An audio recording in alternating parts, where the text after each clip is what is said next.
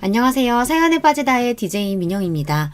오늘 사연자는 사랑과 전쟁에서 나올 법한 막장 드라마 속 주인공이 되었다는데요. 과연 어떤 사연인지 들어보시겠습니다.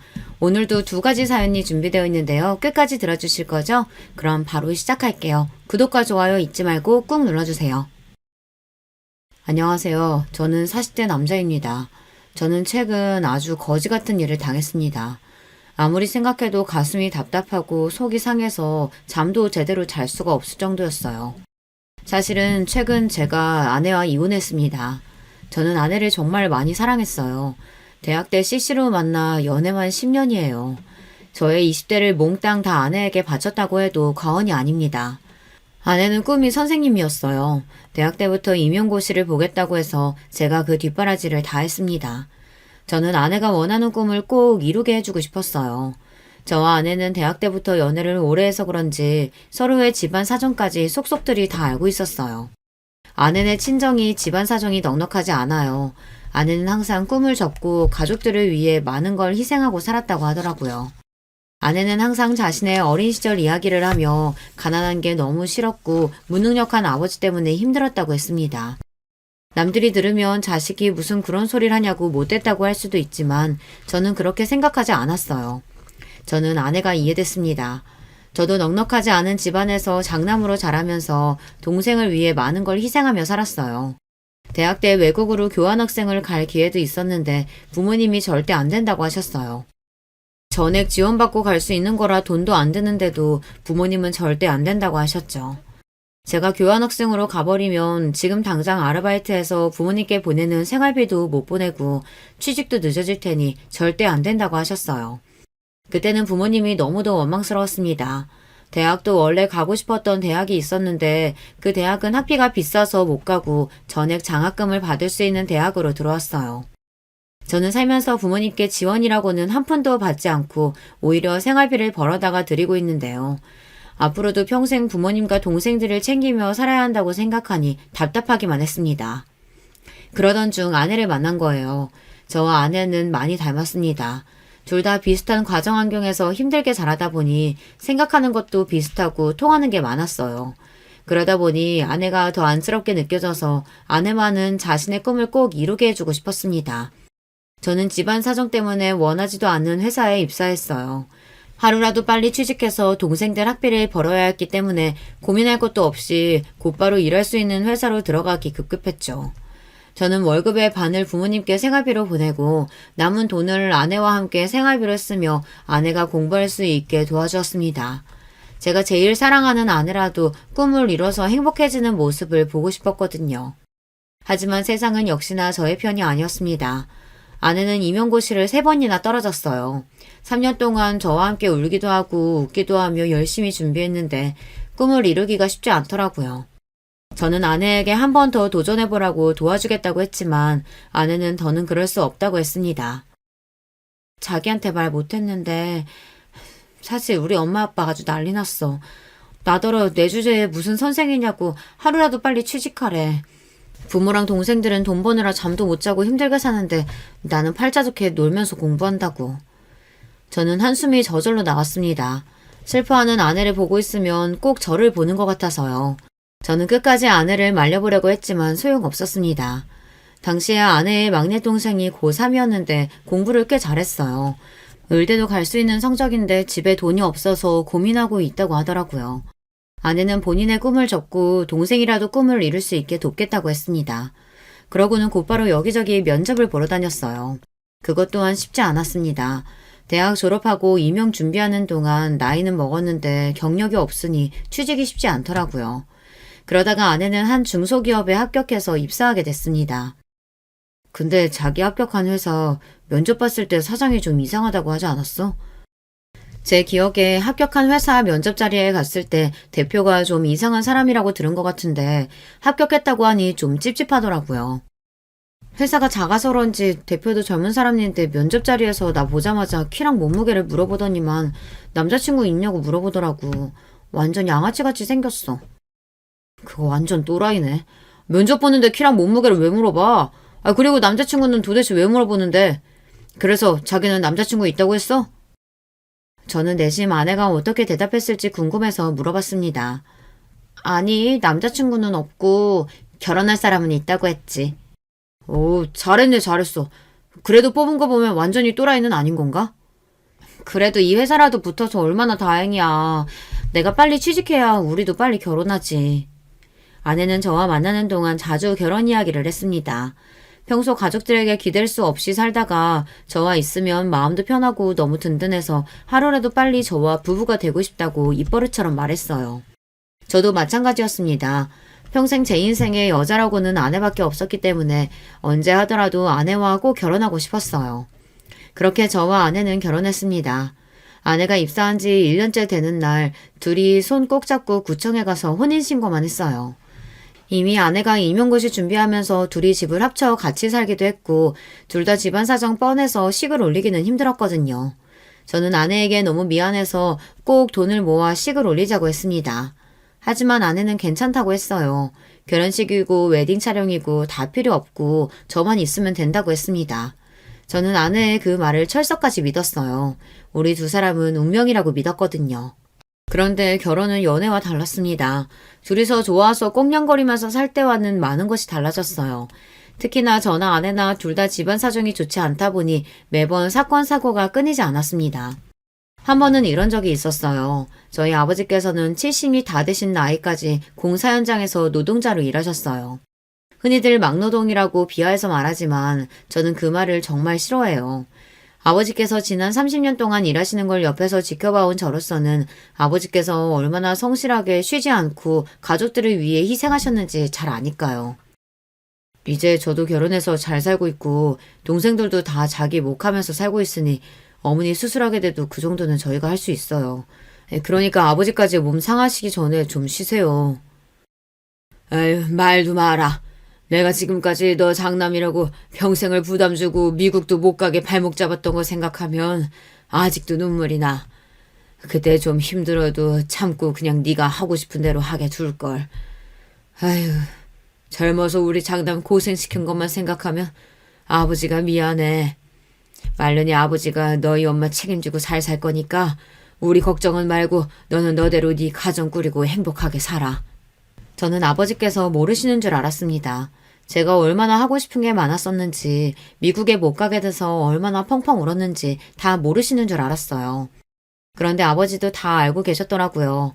자식 하고 싶은 거 못하게 하는 부모 마음도 찢어지셨을 텐데 그 마음도 모르고 내내 원망했던 제가 너무 죄송했습니다. 아니에요. 그때 그렇게 미국 안 가고 한국에 있어서 신영이도 만난 건데요, 뭐. 저는 후회 안 해요. 그때는 진심이었습니다. 미국을 못 가게 된 건 당연히 아쉬웠지만 만약 제가 그때 미국에 갔다면 지금의 아내를 만나지 못했을 거예요. 결혼도 하고 아내와 저도 직장에서 자리 잡고 있었으니 이제는 좀 살만해지나 보다 싶었던 때였습니다. 하늘도 무심하시지 저에게 또 고난을 주셨어요. 평생 건강하실 줄 알았던 아버지께서 갑자기 돌아가셨어요. 저도 동생들도 전혀 몰랐는데 아버지께서 몇 년 전 일하시는 곳에서 건강검진을 받았을 때 선천적으로 심장 판박증을 앓고 있다고 했다네요.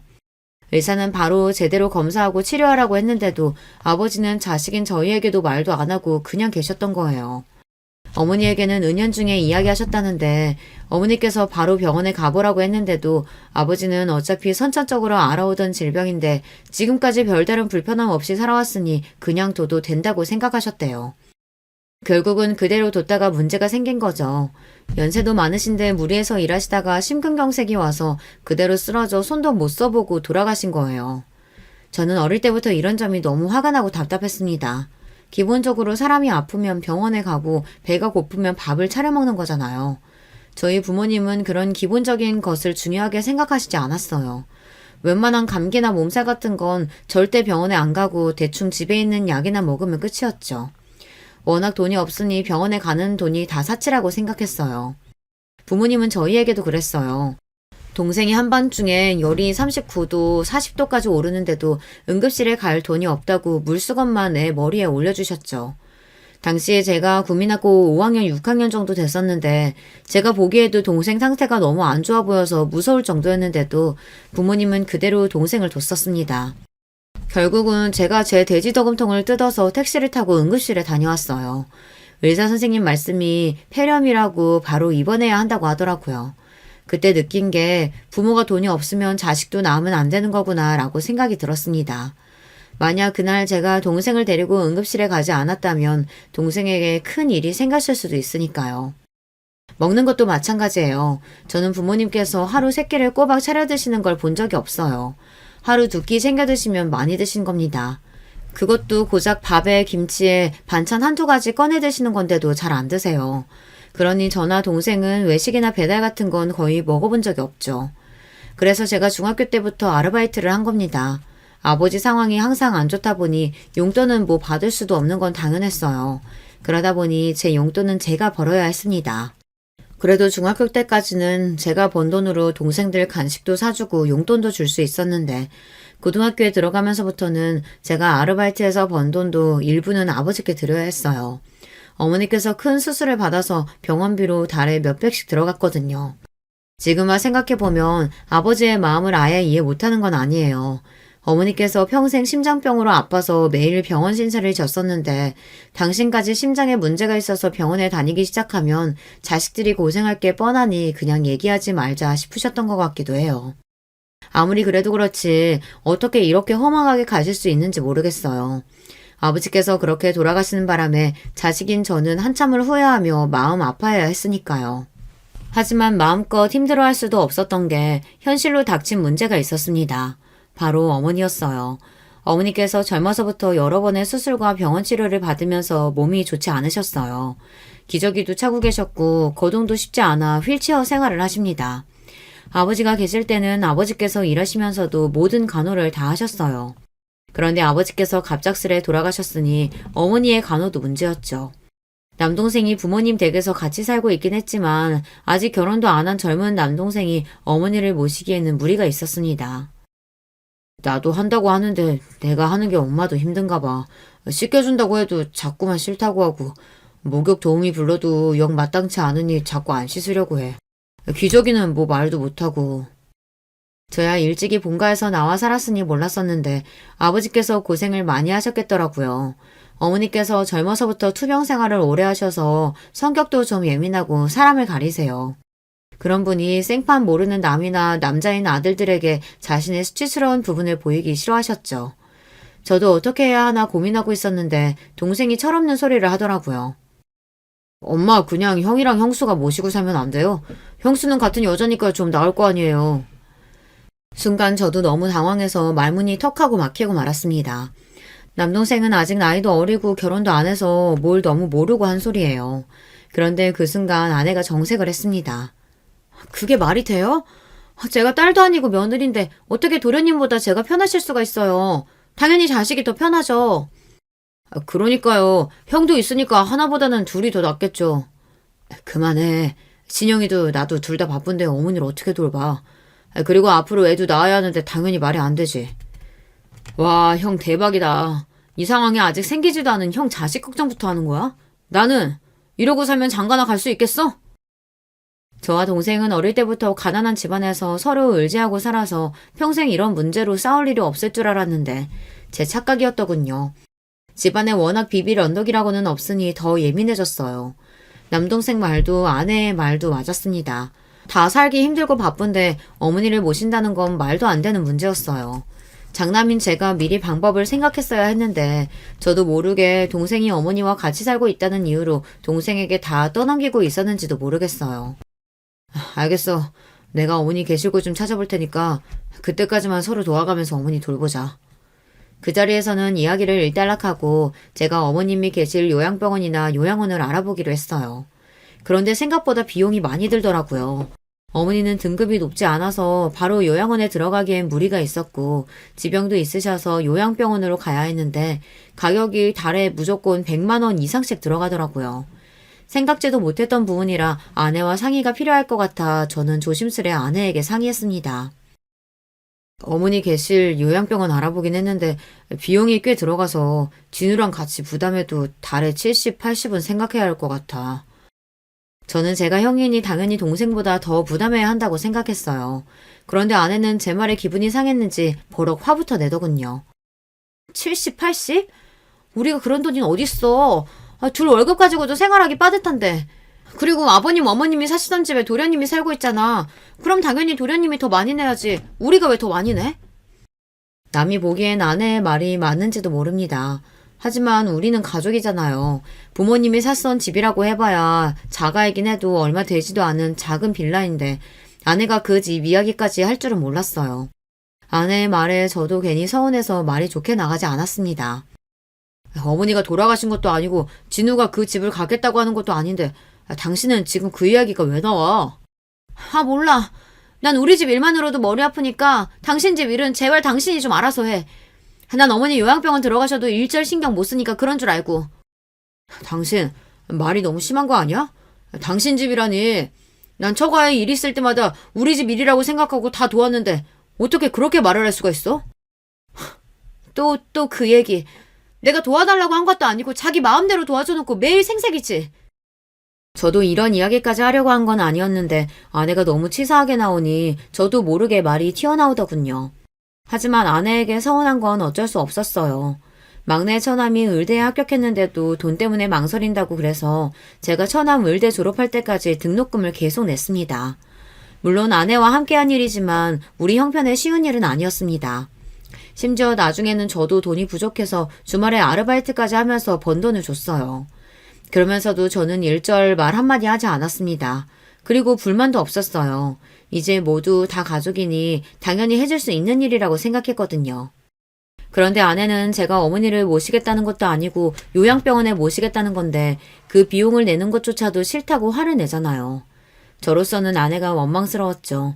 결혼 전부터 서로 집안이 힘든 것도 알고 있었고 그래서 우리 둘 다 고생할 거 알고 있었지만 이게 막상 현실로 닥쳐서 살다 보니 어느새 저나 아내나 둘 다 지쳤나 보더라고요.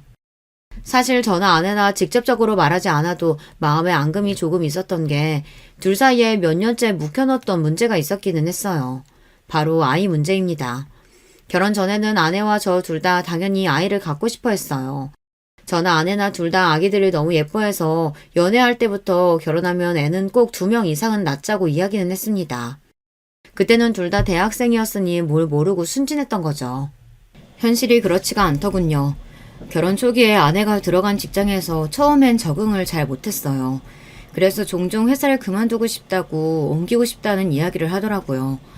저도 아내의 마음을 이해하긴 했지만 바로 그만두라고 말할 수가 없었던 게 아내가 임용 준비하느라 남들보다 취직을 늦게 하기도 했고 그 회사도 어렵게 입사한 거라 섣불리 그만두라고 할 수가 없었어요.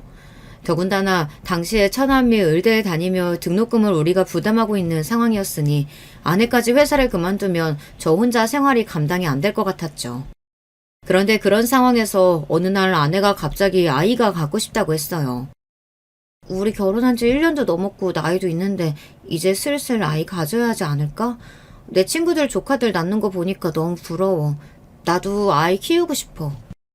그때 저도 좀 피곤하고 예민했는지 아내의 말이 좋게 들리지 않았습니다. 아내가 회사가 힘들어서 그만두고 싶어서 자꾸 아이를 갖자고 하는 것처럼 들렸어요. 그래서 저도 아내의 말을 고지고대로 듣지 않고 지금 당장 우리 부부에게 닥친 일만 이야기해버렸어요. 지금 우리 형편에 애를 어떻게 가져? 난 부모가 경제적으로 여유도 없는데 괜히 자기들 욕심 때문에 애 낳는 건 아니라고 생각해. 평소 아내에게 단호하게 제 고집을 피우는 성격이 아닌데 아이 문제에 있어서는 제 생각이 명확했어요. 우리 집이나 처가나 형편이 되지도 않는데 자식만 둘, 셋씩 낳아서 지원도 제대로 못 해주고 평생 자식들 고생시키는 게 너무 싫었거든요. 그래서 저는 꼭 형편이 나아졌을 때 하나만 낳아서 곱게 키우고 싶었어요. 그런데 아내는 제 생각과 달랐습니다. 애를 낳는 건 다 때가 있다고 했어요. 자기 말대로면 우리는 아마 평생에 못 낳아. 우리 양가 집안을 좀 봐. 이게 몇 년 안에 사정이 좋아지겠어? 상황 좋아지고 낫겠다고 하면 아마 우리 둘 다 환갑일걸? 아내는 입술을 삐죽이며 중얼거렸습니다. 저도 거기서 그만했어야 했는데 아내가 제 말을 오해하는 것 같아 한 번 더 하게 됐어요. 그쯤 하고 말았어야 했는데 그게 화근이 됐습니다. 당신 일 힘들어서 쉬고 싶은 건 아는데 우리 상황에서 지금 아이까지 생기면 오히려 더 문제야. 앞으로 더 나아질 테니까 조금만 더 힘내자. 저는 조금만 더 고생하면 분명히 좋아질 거라는 말을 하고 싶었던 건데 아내는 다른 말에 꽂혀서 갑자기 인상을 구기더니 화를 내기 시작했습니다. 당신 말을 왜 그렇게 해? 내가 지금 일하기 싫어서 애 갖겠다는 거야? 사람을 물어보고. 됐어. 다시는 애 낳자는 이야기 안 할 테니까 걱정하지 마. 그런 의도로 이야기한 건 아니었는데 아내가 저한테 화가 많이 났는지 문을 확 닫고 들어가 버리더라고요. 그때 이후로 아내와 제 사이는 말로 표현하기 어렵지만 달라졌어요. 아내는 저에게 종종 이유도 없이 불만이 있는 사람처럼 짜증을 냈고 양가 다 상황은 나아질 기미가 보이지 않으니 당연히 아이 이야기는 누구도 꺼내지 않았습니다.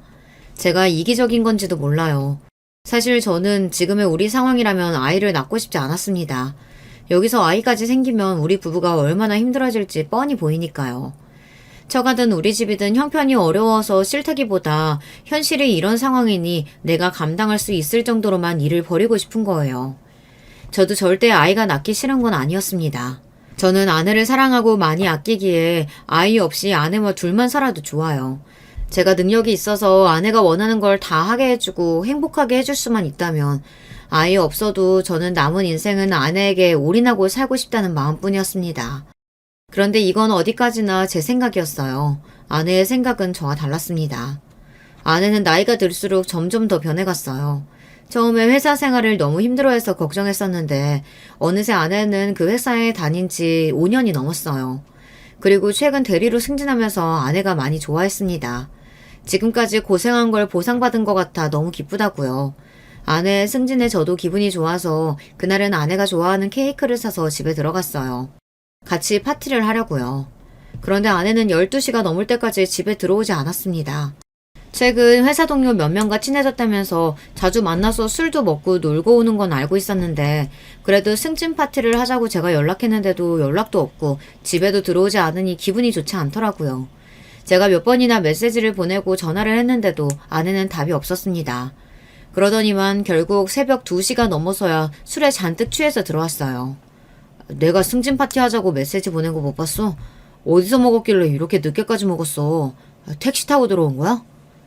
메시지에 답도 없고 카드 내역을 봐도 택시를 타고 온 기록이 없길래 걱정돼서 물었어요. 그런데 아내는 갑자기 화를 내며 저에게 소리를 질렀습니다. 아, 시끄러. 회사 사람들이 승진 축하하자고 계속 마시라는데 그럼 어떡해. 그리고 사장님이 택시비 줘서 택시 타고 왔거든? 쪼잔하게 매일 택시 탔나 안 탔나 좀 물어보지 좀 마. 아니, 내가 언제 쪼잔하게 굴었다 그래. 매일 택시 탔나 안 탔나 물어보고 오랜만에 입은 옷 보면 샀냐고 자꾸 물어보고 그게 쪼잔한 거야. 내 돈으로 내가 택시 타고 옷 사는데 왜 자꾸 잔소리야? 저는 순간 기가 막혀서 어안이 다 벙벙했습니다. 회사에서부터 여자 혼자 택시 타고 오는 게 걱정돼서 물은 건데 아내는 제가 택시비를 썼다고 잔소리하는 것처럼 들렸나 봐요. 옷도 그래요. 처음 보는 옷 같아서 예쁘다고 관심을 보인 건데 그게 또 옷 샀냐고 물어보는 것처럼 들렸나 봐요. 아내가 술에 잔뜩 취해서까지 그 정도로 이야기를 하니 그동안 제가 아내를 돈 가지고 힘들게 했나 하는 생각이 들더군요.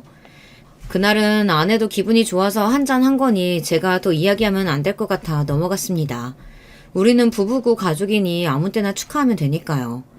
그런데 저희는 결국 아내 승진 파티를 하지 못했습니다. 아내는 대리로 승진하고 나서 전보다 더 바빠졌거든요. 같은 직장인인 제가 이상하다고 느껴질 정도로 아내는 바빴어요. 거의 매일 야근에 주말에도 일이 있다고 회사에 출근했습니다.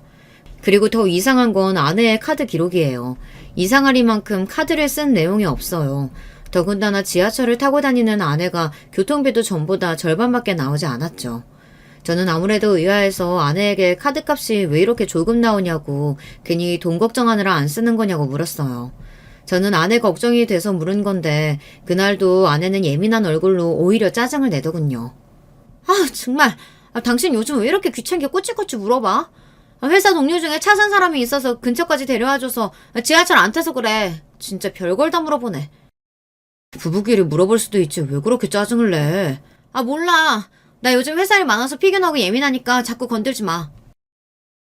제가 무슨 이야기를 할 때마다 아내는 회사 핑계를 댔습니다. 대리되고 나서 일이 많아져서 예민하다고요. 아내의 행동이 전과는 달라진 게 저는 내내 신경이 쓰였어요. 여자의 촉만 무서운 게 아닙니다. 남자 촉도 무시 못해요. 최근 아내가 하고 다니는 짓이 아무래도 이상하더니만 역시나 아내는 저에게 숨기는 게 있었어요. 글쎄, 불륜 현장을 저에게 딱 걸리고 말았습니다. 최근 들어 회식도 많고 야근도 많아지더니만 그 직장을 5년 넘게 다니는 동안 한 번도 없었던 야유회에 간다고 하더라고요.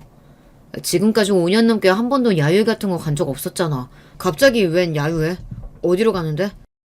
저는 아무래도 최근 아내의 행동이 이상한 점이 많아 꼬치꼬치 울었어요. 그러자 아내는 제 말이 귀찮다는 듯 미간을 확 구기더라고요.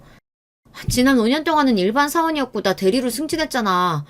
대리 이상급만 가는 야유회야. 사장님의 별장으로 가는 거라 사장님도 오신대. 저도 직장 생활을 10년 가까이 했지만 대리급 이상만 가는 야유회라는 건 생전 처음 들어봅니다.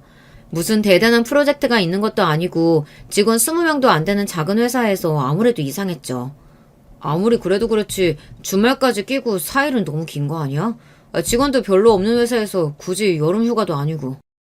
저는 아무래도 찝찝하다 보니 자꾸만 혼자 중얼거리게 됐습니다. 어느 회사가 야유회를 주말까지 껴서 4일이나 가나 해서요. 지금 우리 회사 작다고 무시하는 거야? 사장님이 큰맘 먹고 승진한 직원들이랑 단합하고 싶으시다는데 그럼 어떡해. 나라고 뭐 노인네들이랑 가고 싶은 줄 알아? 나도 가면 상사들 챙기느라 힘들어. 제 말이 거슬렸는지 아내는 인상을 구기면서 소리를 버럭 질렀습니다. 그 모습을 보니 제가 괜한 상상을 하고 아내를 의심했나 싶었어요. 직장 생활이라는 게 원래 다 상식적이지 않은 일도 많은 법인데 제가 너무 예민하게 굴었다 싶었죠. 저는 아내에게 미안해서 제가 좀 예민했다고 사과했어요. 주말인데 자기랑 있어주지 못하고 나도 혼자 가서 미안한데 회사 일인데 어떡해. 당신이 좀 이해해줘. 아내는 마지막까지 회사 일이라고 본인도 가고 싶지 않지만 어쩔 수 없다고 했습니다. 저는 누구보다 아내의 말이 사실이기를 바랬습니다. 그런데 절망적이게도 아내의 말은 사실이 아니었어요. 아내가 야외를 떠나기 하루 전날이었습니다. 아내는 방에서 짐을 싸고 있었고 저는 거실에서 텔레비전을 보고 있었어요. 그때였습니다. 거실에 있는 아내의 핸드폰이 드르륵 울렸어요. 저는 슬쩍 아내의 핸드폰을 봤습니다. 연락이 온 건 아내 직장 사람들과의 단톡방 같았습니다. 그런데 내용이 좀 이상했어요. 오대리님, 내일부터 휴가인데 밤늦게 죄송해요. 내일 미팅 건으로 과장님께서 중요하게 확인할 게 있다고 내일 오전에 잠깐 전화 달라고 하셔서요. 여행 떠나시기 전에 과장님께 연락 부탁드릴게요. 저는 순간 제가 잘못 본 건 아닌가 싶었습니다. 저는 눈을 크게 뜨고 한 번 더 메시지 내용을 확인했어요. 그런데 제가 잘못 본 게 아니었어요. 아내 말로는 분명 내일 대리급 이상은 다 같이 가는 야유회라고 했는데 단톡방에서는 아내 휴가라고 하더군요. 심지어 아내 바로 위에 상사인 과장은 야유회에 가지도 않았어요. 저는 순간 느낌이 쎄했습니다. 아내는 분명 저에게 거짓말을 한 게 확실해요. 저는 아무래도 이상해서 아내의 핸드폰을 확인한 김에 다른 메시지 내용도 확인해 보려고 했습니다. 그런데 직장 단톡방 외에는 다 비밀번호로 잠겨 있더군요. 저는 점점 더 가슴이 답답해졌어요. 이게 바로 물증만 있고 증거는 없는 상황이었죠. 저는 그날 밤 머릿속이 복잡해서 잠을 한숨도 자지 못했습니다. 혼자 별의별 상상을 다 했어요. 이대로 있다가는 돌아버릴 것 같아 가만히 있을 수가 없었습니다. 저는 아내가 야유회에 가는 게 진짜인지 제 두 눈으로 확인해야 했습니다. 다음날 저는 회사에 병가를 내고 아내의 뒤를 따라가기로 했어요. 그런데 마음속으로 절대 아니었으면 하면서 마음 졸였던 일이 현실이 되어 돌아왔습니다. 아내는 분명 회사 앞에서 직원들이랑 다 같이 만나 버스를 타고 이동한다고 하더니만 집에서부터 슬슬 걸어서 내려가더니 지하철역 앞에서 누군가 기다리는 것 같더군요. 잠시 후 요란한 소리를 내며 스포츠카 한 대가 아내 앞에 섰어요. 그리고 아내는 그 차의 조수석에 올라탔어요. 제가 바로 뒤쪽 차에 타 있어서 스포츠카 안에 사람이 누군지 가늠할 수 없었지만 남자인 건 분명합니다. 아내가 조수석에 탈 때 잠깐 보였던 운전석 실루엣이 덩치가 제법 큰 남자였어요. 앞서가는 스포츠카를 쫓으며 저는 별의별 생각을 다 했습니다. 운전석에 앉은 남자는 누구일까? 아내는 나에게 야유회에 간다고 말하고 지금 도대체 어디를 가고 있는 걸까? 별의별 생각이 다 들었어요. 무슨 정신으로 운전했는지도 모를 정도로 혼미한 와중 아내가 탄 스포츠카는 고속도로를 타더니 동해까지 달렸습니다. 잠시 후 해수욕장에 도착한 스포츠카는 드디어 주차를 했어요. 저는 스포츠카의 뒤에 차를 세우고 아내가 내리기를 주시했습니다. 그때였어요. 스포츠카에서 아내와 남자가 내렸습니다. 그러고는 연인처럼 팔짱을 끼고 바닷가로 걸어갔어요. 그리고는 둘이 좋아서 시시덕거리더니만 입술을 쪽쪽 맞췄습니다. 그 모습을 보는데 저는 온몸에 소름이 돋고 피가 거꾸로 솟는 것만 같았습니다. 지금이라도 당장 달려가 아내와 상간남 자식을 떼어놓고 싶었지만 도저히 발이 떨어지지 않았습니다. 그때였어요. 이 연놈이 입술을 쪽쪽 맞추더니 몸이 달아올랐는지 급하게 차에 올라탔어요. 그러더니만 스포츠카는 근처의 호텔로 향했습니다. 저는 믿을 수 없는 이 끔찍한 상황을 어떻게 해야 할지 몰라 심장만 벌렁거렸어요. 호텔에 도착한 두 연놈은 체크인을 하자마자 바로 엘리베이터를 탔습니다. 저는 곧장 비상구 계단을 찾아 정신없이 달렸어요. 두 연놈이 몇 층에서 내리는지 몰라 층마다 확인했습니다. 7층 비상구 계단에 도착했을 때 로비 쪽에서 딩동 하며 엘리베이터가 멈추는 소리가 났어요. 저는 곧장 비상구 계단문을 벌컥 열고 나가 호텔방 안으로 들어가려고 하는 두 연놈의 꼬리를 잡았습니다. 그리고 사력을 다해 달려 호텔 방문을 벌컥 잡아 열었어요. 엄마, 깜짝이야. 당신 뭐야? 당신이 왜 여기 있어? 호텔방 문을 닫으려는 순간 바로 문을 잡아 열었더니 안으로 들어가던 아내와 눈이 정면으로 마주쳤습니다. 아내는 저를 보자마자 못 볼 걸 보기라도 한 것처럼 눈이 커져 금방이라도 눈동자가 굴러떨어질 것 같았어요. 그 순간 아내보다 먼저 호텔방 문 안으로 들어갔던 상간남도 놀라서 나오더군요. 그러더니 한다는 소리가 기가 막혔어요. 너 이 자식 뭐야? 뭔데 남의 방에 그여 들어와? 내가 누구냐고? 이 여자 남편이다, 이 자식아! 상간남의 뻔뻔한 모습에 눈이 돌아버린 저는 그대로 상간남에게 달려들어 주먹으로 얼굴을 세게 가격했어요. 온 힘을 다해 때렸더니 상간남은 그대로 바닥에 쓰러지더군요. 당신 뭐 하는 거야? 사장님 괜찮으세요? 아내는 그 순간 바닥에 넘어진 상간남에게 달려가더니 사장님 어쩌고 하면서 괜찮냐고 묻더군요. 아내의 입에서 흘러나온 사장님이라는 소리에 저는 저절로 얼굴이 구겨졌어요. 사장님? 이 새끼가 당신 회사 사장님이라고? 충격 그 자체였습니다. 아내와 바닷가에서 서로 부둥켜 안고 뽀뽀를 하고 호텔 방까지 같이 들어온 남자가 다름 아닌 아내가 다니는 직장의 사장 새끼라네요. 이 사람이 당신 지금 누구 얼굴 가격한 줄 알아? 내가 대림출반 사직이라고! 어디 감히 내 얼굴에 손을 대? 원래 바람 피우는 놈들은 다 이렇게 뻔뻔한 걸까요? 지가 남의 마누라 데리고 호텔방에 들어가 걸린 주제에 오히려 큰 소리를 치더군요. 덕분에 다른 방에 있던 손님들까지 다 나와서 오리를 구경했어요. 그래, 너 말 잘했다. 잘나신 대림출판 사장님께서 자기 회사 여직원을 데리고 호텔방에 와? 그것도 유부녀를? 아니, 이 사람이 지금 여기가 오지라고 무식하게 큰 소리야. 우리 여기 사람도 많으니까 좀 진정하고 방에 들어가서 얘기하죠. 그제야 상황 파악이 되는지 돼지 같은 사장놈은 그제야 저를 진정시키고 방에 들어가 이야기하자고 했습니다. 이 새끼가 남의 마누라 가로채놓고 너야말로 어디서 큰 소리야? 너 진짜 오늘 내 손에 죽어볼래? 사장 새끼 하는 짓이 갈수록 지랄이라 저는 참아줄 수가 없었어요. 이판사판 여기서 결판을 내야겠다 싶었습니다. 저는 다시 달려들어 한 대 더 치려고 하는데 순간 아내가 제 앞을 막고 섰어요. 그만해. 사람들 다 보는데 무식하게 뭐 하는 짓이야. 순간 저는 기가 막혀서 한숨이 절로 튀어나왔습니다. 아내가 이렇게 뻔뻔한 여자인 줄은 꿈에도 몰랐어요. 바람 피우는 장면을 딱 걸리고도 쪽팔린 줄을 몰랐죠. 뭐? 남편한테 거짓말하고 호텔방에 바람 피우러 온 주제 무식? 당신이야말로 정신 나간 거 아니야? 순간 이 여자가 정말 어젯밤까지 저와 한 입을 덮고 잔 여자가 맞나 싶더군요. 참, 꼴의 남편이라고. 당신 가진 거 없어서 둘이 식도 못 올리고 혼인신고만 하고 살았다며?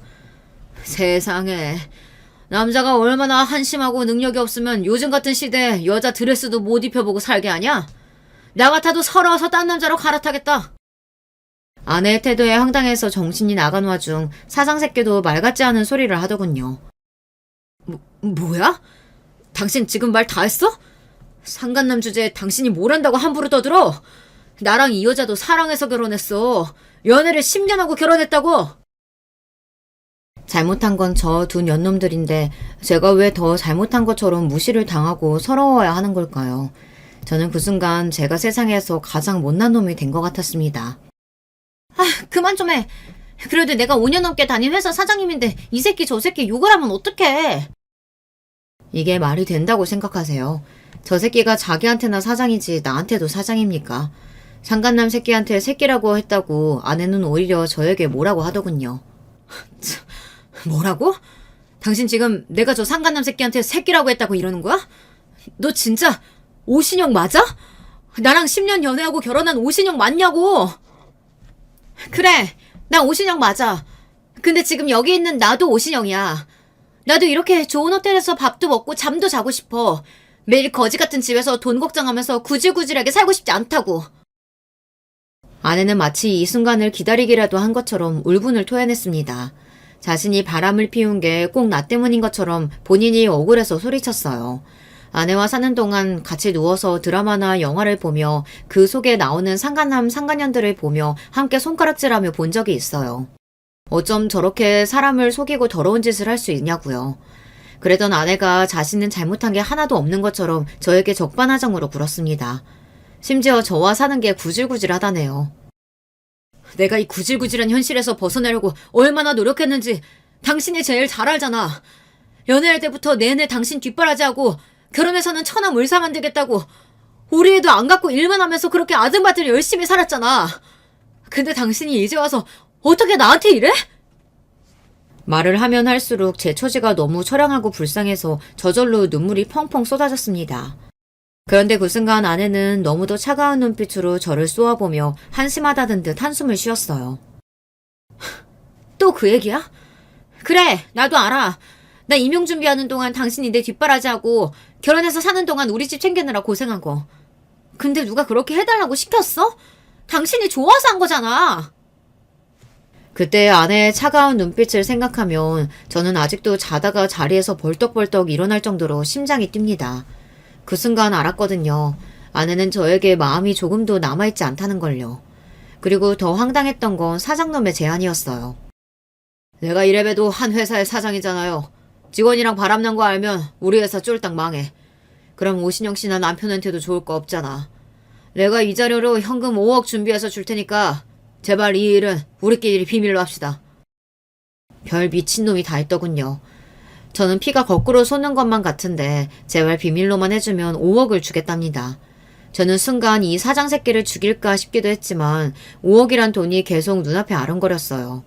그때였습니다. 옆에 있던 아내가 코웃음을 치더니 저를 흘겨봤어요. 그러더니 한다는 말이 가관이었습니다. 뭘 고민하는 척을 해. 당신 돈 좋아하잖아. 이왕 이렇게 된 거 그냥 5억 받아. 나랑 이혼하고 그 돈으로 행복하게 살면 되잖아.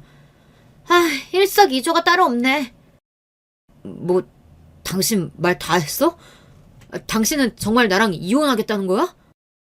내가 당신한테 바람 피우는 거 걸렸다고 당신 뭐 착각하나 본데.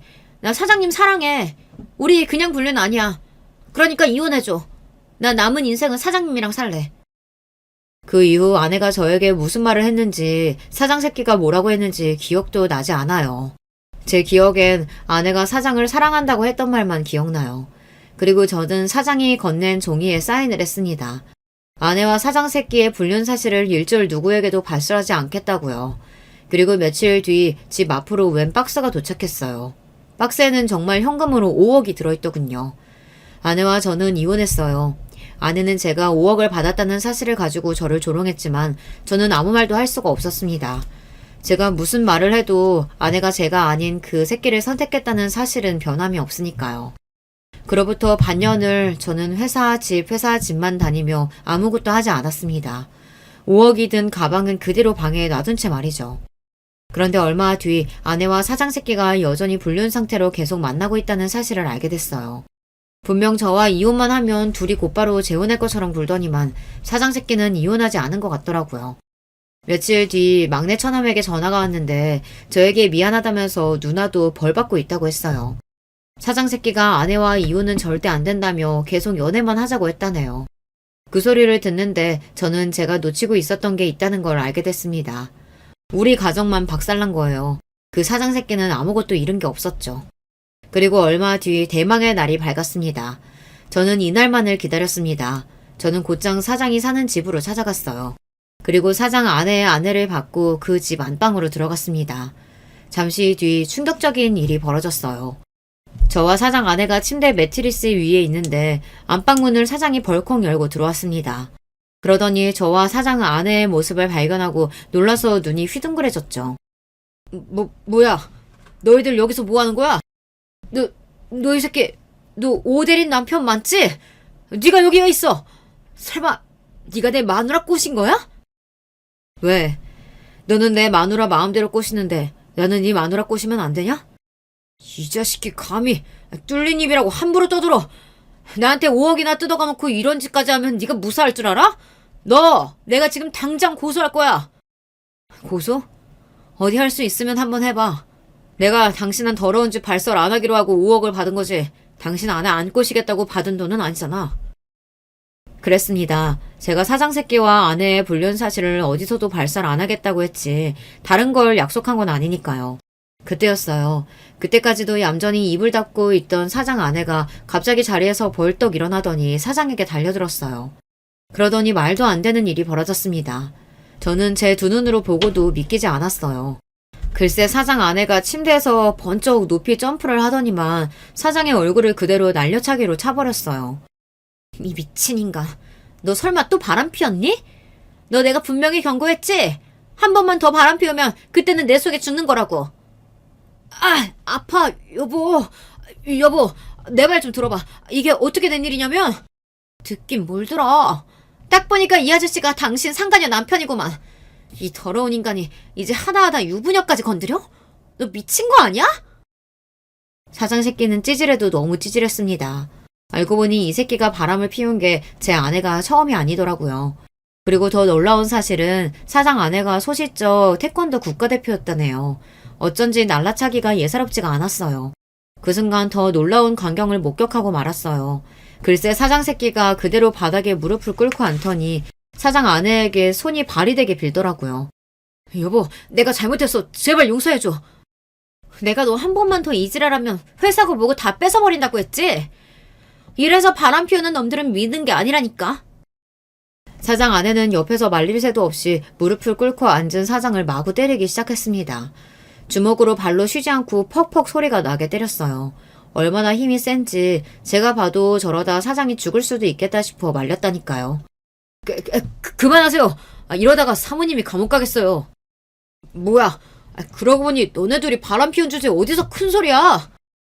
그제야 사장 새끼도 정신이 좀 들었는지 제가 자기 아내 팔을 잡고 말리는 모습을 보더니 갑자기 눈이 획 돌아서는 저에게 달려들려고 하더군요. 그 순간 사장 아내가 제 앞을 가로막고 섰습니다. 웃기고 있네. 우리가 바람을 피우긴 뭘 피워. 이분 우리 집 침대 매트리스 배달하러 오신 분이야. 내가 매트리스 위에 커버 좀 씌워달라고 해서 도와주고 있던 중이었다고. 그랬습니다. 사실은 저와 사장 아내가 불순한 의도로 침대에 누워있었던 건 절대 아니에요. 제가 아무리 복수에 눈이 멀었어도 절대 그런 짓까지 할 사람은 아닙니다. 물론 사장이 오해하도록 제가 의도한 상황이긴 했지만요. 몇 개월 전 저는 일부러 사장 아내에게 접근했습니다. 연신 주변을 맴돌며 저희 가구점에서 파는 물건을 뭐라도 사게 하려고 사력을 다해 꼬셨어요. 그래서 결국 매트리스를 하나 판매했습니다. 그리고 일부러 사장이 집에 들어오는 시간에 맞춰 매트리스 배달을 제가 직접 온 거예요. 그래서 사장이 왔을 때 뭔가 야릇한 상황을 보이게 하려고 제가 상황을 만든 겁니다. 역시나 사장은 제가 만든 덫에 그대로 걸린 거고요. 뭐야? 그럼 이 자식이 일부러 나 속인 거네? 내 입으로 바람 피운 거 불게 하려고? 너 이 자식 이리 와! 너 내가 가만 안 둬! 그랬습니다. 아내와 사장 새끼가 바람을 피운 거 제 입으로 발설 안 한다고 했지 본인이 말하는 것까지 제가 말릴 필요는 없으니까요. 가만 안 두면 뭘 가만 안 둬. 나한테는 위인이구만. 그리고 너 내 말 잘 들어. 앞으로 너는 네 손으로 아무것도 할 수 없을 거야. 지금 이 순간부터 네가 가지고 있는 건 내가 다시 다 뺏을 거니까. 이런 상황까지 예상한 건 아니었는데 그래도 그날만큼은 하늘이 제 편이었는지 저의 복수는 완벽했습니다. 알고 보니 사장이 운영하는 회사가 원래는 장인의 회사였더라고요. 결혼 전에는 쥐뿔도 없었다가 지금의 아내와 결혼하면서 회사도 물려받은 거고요. 그로부터 며칠 뒤 그 사장 새끼가 잘렸다는 이야기를 전해 들었습니다. 회사에서 쫓겨나기만 한 게 아니라 사장 아내와도 이혼 소송 중이라네요. 더군다나 더 대박인 것은 제 아내가 사장 아내에게 상간녀 소송까지 당했다는 겁니다. 고민 끝에 매트리스를 팔아서라도 사장 아내를 찾아가길 잘한 것 같아요. 저야 대단한 복수를 하고 싶어도 가진 게 없어서 할 수 있는 게 많지 않았었는데 사장 아내는 저와 달리 사장 새끼 정도는 가지고 놀 수 있을 정도로 능력이 있는 사람이라 한순간에 사장을 나락으로 떨어뜨렸더라고요. 사장 아내도 대단한 게 이혼 소송을 시작하자마자 지금까지 사장 새끼가 저지른 만행을 다 잡아 회사 사내 게시판에 공표하고 기자까지 불러 기사를 냈어요. 그동안 사장이 갑질을 하고 여자 직원들을 상대로 성적인 발언을 하거나 회식 때마다 추행한 사실까지 증거를 잡아 아예 매장을 시켜버렸어요. 전 아내도 마찬가지였습니다. 사장과 바람피운 강큰 상간녀라고 회사 사내 게시판에 직접 올렸더라고요. 망신도 그런 개망신이 없으니 당연히 아내도 회사를 그만뒀죠. 아내의 불륜 사실을 알고 나서 단 하루도 마음 놓고 잠든 적이 없었는데 요즘 저는 아주 두 다리 쭉 뻗고 잡니다. 제 가슴에 대못을 박은 연놈들이 다 망해버렸으면 좋겠다고 매일 생각했었는데 저의 바람대로 됐으니까요. 저는 최근 새로 이사도 하고 직장도 옮겼습니다. 아내와 이혼하면서 저에 대해서도 많이 돌아봤는데 지금까지 너무 남을 위해서만 살아왔다는 생각이 들더라고요. 지금부터라도 제가 하고 싶은 일을 하며 저를 돌보며 살고 싶다는 생각이 들었어요. 그래서 어린 시절 꿈이었던 영화사에 취직했어요. 물론 이 나이에 무슨 주책이냐고 하실 수도 있지만 저는 마치 20대로 돌아간 것처럼 새로운 마음으로 열심히 하고 있습니다. 지난 날은 다 잊고 새로운 출발을 하는 저를 위해 여러분께서 응원하는 댓글 많이 남겨주시길 바랍니다. 어디선가 저를 응원해주는 사람들이 있다고 생각하면 저에게 많은 힘이 될 것 같아요.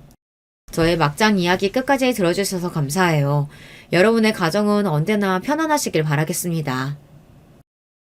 안녕하세요. 저는 서울에 살고 있는 50대 남자입니다. 제가 몇 년 전 겪었던 황당한 일을 좀 함께 이야기해보고 싶어서 사연을 보내드립니다. 저는 결혼을 좀 늦게 했습니다.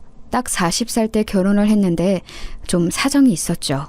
아내는 부끄럽지만 13살 연하의 아가씨였고요. 간호조무사로 일하다가 제가 병원에서 만나 호감이 생겨 결혼까지 하게 된 상황이었습니다. 물론 당시 아내도 27세나 되었으니 그리 어린 것은 아니었는데 저와의 나이 차이는 제법 났던 터라 친구들한테 도둑놈이라고 욕 꽤나 얻어먹었던 기억이 있네요.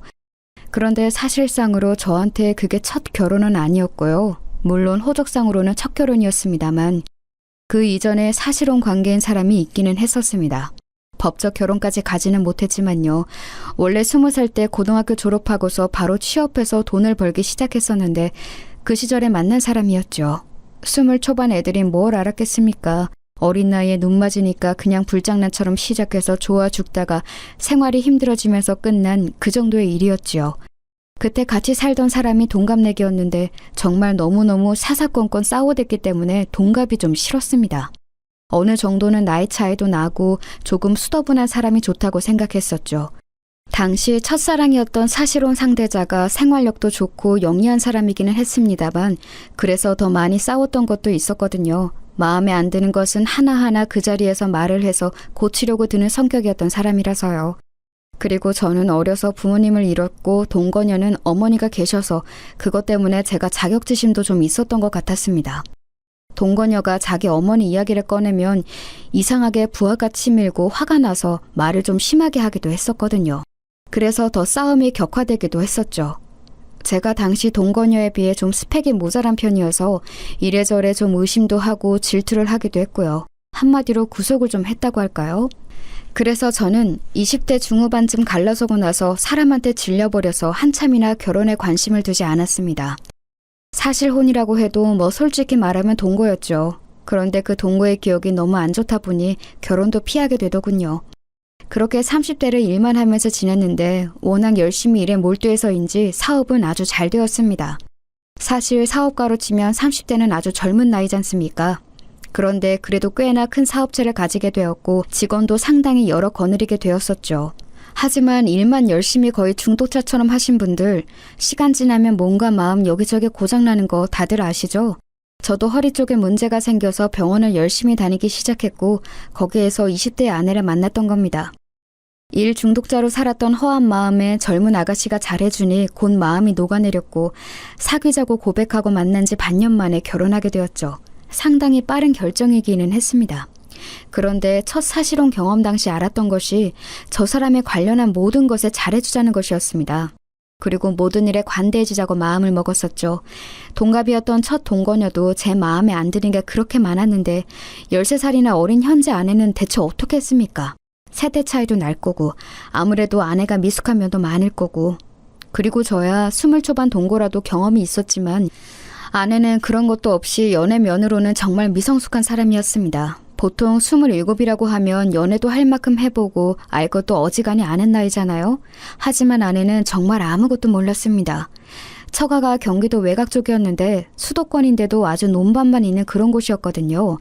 원래 그쪽에서 고등학교 다니고 졸업해서 곧장 취업을 했다고 하더군요. 사실 저도 고졸이고 사회에 일찍 나선 편이었지만 아내는 취업도 그냥 친척 회사에 해서 아무 사정을 몰랐다고 했습니다.